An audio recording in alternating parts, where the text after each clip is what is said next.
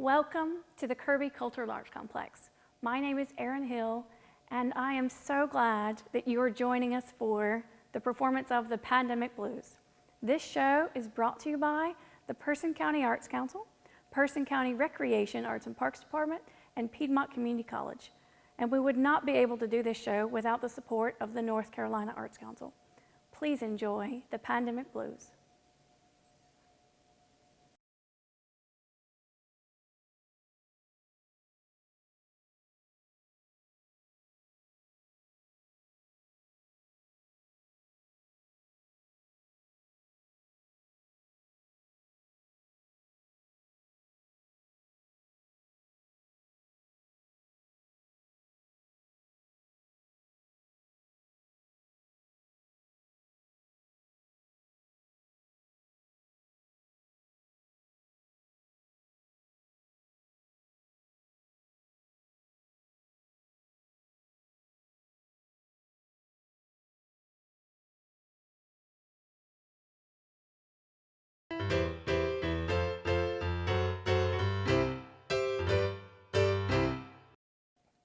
Hello, friends. Hello. My name is Miss Person, and I am so excited to see you all today. Welcome, welcome, welcome to the very first day of virtual kindergarten. Parents or educational partners, welcome to you as well. When you first arrived today and logged into our classroom, the very first screen you should have been able to see is my virtual blackboard. Now, to the very left of your screen, you will find a toolbox where you can type, you can draw, you can erase, you can give me an emoji, or you can do all sorts of fun things. Now, I want you to type your name in my virtual blackboard, and then just to let me know you're here, give me either a check or a heart. That is so great! All of your checks and hearts are just so pretty. You all are so smart. Now I'm going to turn off your toolbox in 3, 2, 1. Tools are off now. Thank you all for being such excellent participators today. Moving right along, I'm going to separate each of you into your own individual breakout rooms, where from there you can finish the rest of the work you still need to do today by yourself. Thank you all for being such great listeners. I'm giving each one of you a great big heart emoji. Until we meet together again, I'll see you the next time. I'm stuck in quarantine. It's the craziest times I've seen.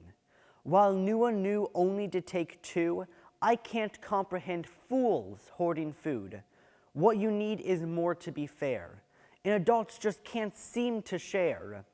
Well, except for germs, but now they're everywhere. Still, in a million years, I never thought I would be justifying driving 5 hours to get Angel Soft. Dad's doing fine, said Brunswick Stew. He says hello, and he loves you too. I hate the pizza came late, and schools had to reschedule their opening date. There's no chicken or beef or ramen noodles, and everyone's eyes are stuck to Google. Still, in a million years, I never thought I would be justifying driving 5 hours to get Angel Soft. Our sister bought a pull-down screen, showing backyard movies in quarantine. She popped popcorn, kids had fun, and marked 6-foot lines for everyone. Now that the septic's safe, I'll head on home, hit you on the telephone. But still, in a million years, I never thought I'd be justifying driving 5 hours for Angel Soft. Let's bake a lemon pie. In a large bowl, switch together 1 can of sweetened condensed milk, 2 egg yolk, and 3/4 cups of lemon juice.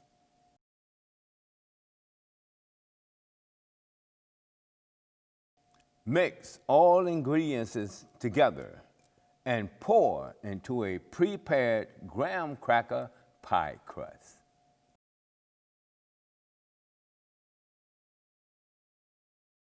At 350 degrees, let bake for 7 minutes or until the center is set.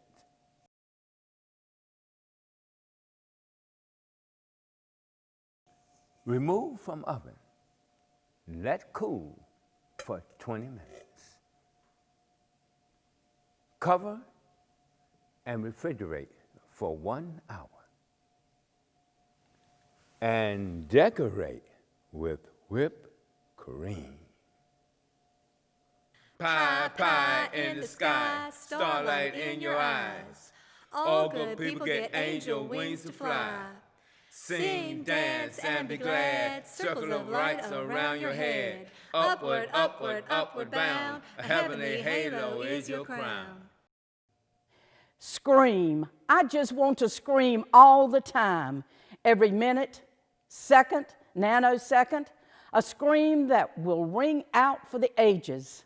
A righteous sound. One that will pierce the barriers of sound, the minds, the psyche of the sane and everything else. Scream until my throat is raw, until it matches the hurt in my heart. A deep, gnarling pain. Man, I'm done. Just done enough to be overdone. Overcooked in the fire that COVID-19 brought with it. This insane, unmade, unput together of a time. Go on somewhere, COVID. Get gone already. You've been here too long. You and your friends can get up out of here. Take your buddy despair with you and that old troublemaker doubt. Go on with those vicious partners of yours, hate and ignorance. Be gone. Get out. Get somewhere before I scream. Went for a walk. The sunflower field was being watered with the giant sprinklers, which was spraying water across the dirt road to the big house. I couldn't convince the boys how much fun it'd be to run through it and go get splashed. We used to play in the sprinklers when I was a kid in the tobacco fields. Still looks like such fun. A quick thunderstorm circled around us in late afternoon. A little bit of rain, but not as much as I'd hoped. Sky looked very angry. Heard lots of thunder and the power blinked on and off multiple times for about an hour or so. The boys and I went outside. It was windy, which was great, and about 20 degrees cooler than it's been in the past few weeks. The boys and I enjoy storm watching, much to the displeasure of their mother. We picked the last pint of blueberries in the cool of the storm, and the boys and I ate most of them for a late afternoon snack. I picked squash, peppers, and tomatoes in the garden. My wife made sweet tea, fried patty pan squash, and roasted a chicken for dinner, using some of her fresh rosemary from her herb garden. Made mashed potatoes and molten lava cakes that we enjoyed with homemade vanilla ice cream. Later, the boys watched TV, discussing mad science philosophies and the unlikeliest things that might happen with the virus. I consider the pandemic to be an inconvenience in regards to pursuing my master's degree in Shakespearean performance and the cancellation of our class production, The Winter's Tale. Being able to perform a play in my freshman grad program is meant to cement the class as a true ensemble.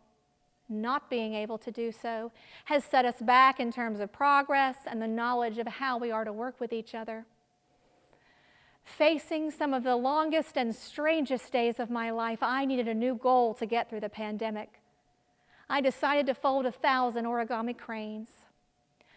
I've always been fascinated by the Japanese legend that one who folds 1,000 origami cranes will be granted a wish by the gods. It was a daunting task. I took it one day at a time. And as I folded origami cranes, thoughts raced through my head.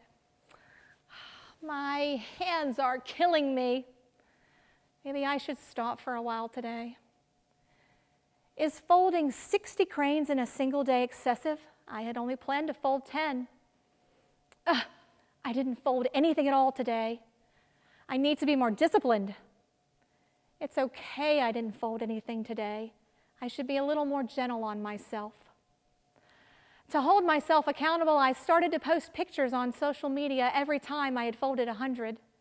By 600 or 700, I realized people were actually keeping up with my progress.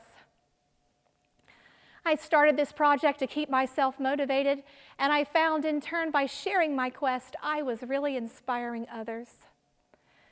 People were amazed by how many cranes I had folded and by how tiny they were. It took 2 months to finish. Currently, the origami cranes are in a tall glass vase on my bookshelf, nestled between copies of Shakespeare's plays and textbooks on early modern play printing. I haven't wished for anything yet. I don't think any divine being waiting to fulfill it will be too upset if I save mine for a rainy day. I found an appropriate Shakespeare quote for the pandemic in The Winter's Tale, Act 5, Scene 3. It is required you do awake your faith.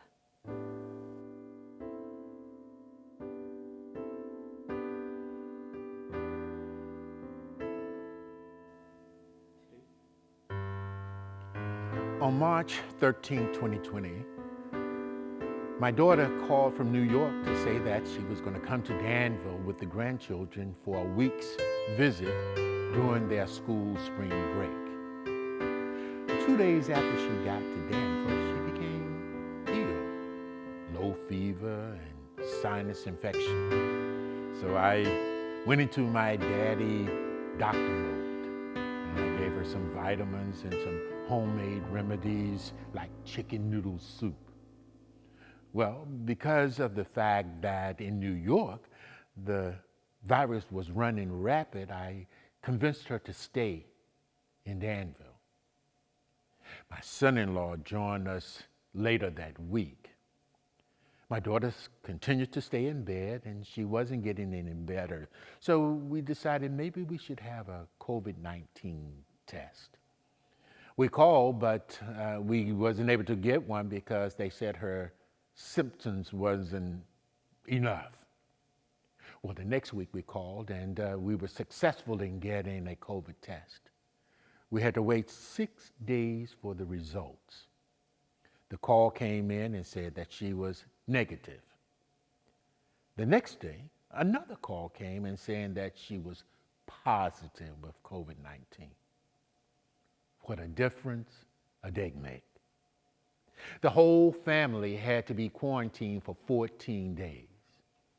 Now, to some people, this would have been a hardship, but for me, I considered it a blessing. I was going to take advantage of this time together with the whole family. I wanted to inhale every moment so that I could cherish it. The house was turned into an office with a conference room set up by way of Zoom to conduct meetings. One of the bedrooms was turned into a schoolroom so that the children could do their school lesson remotely. And the family room was turned into a huge playroom. The days were long but eventful. We played games. We taught cooking lessons. We ate good food. And we solved many sibling debates. At the end of the day, we always had bedtime stories, prayers, and conversation about how our day went. The 1 week visit turned into 3.5 months. On July 2nd, 2020, I was filled with mixed emotions. My daughter and her family were returning back to New York. And even though I knew my wife and I needed a break, I wasn't ready for a quiet, orderly house. I had come to know how wonderful it was to have your family together during difficult times. I also came to realize is that it's how we look at things that makes it brighter. I found out that my pandemic blues really was my blessing.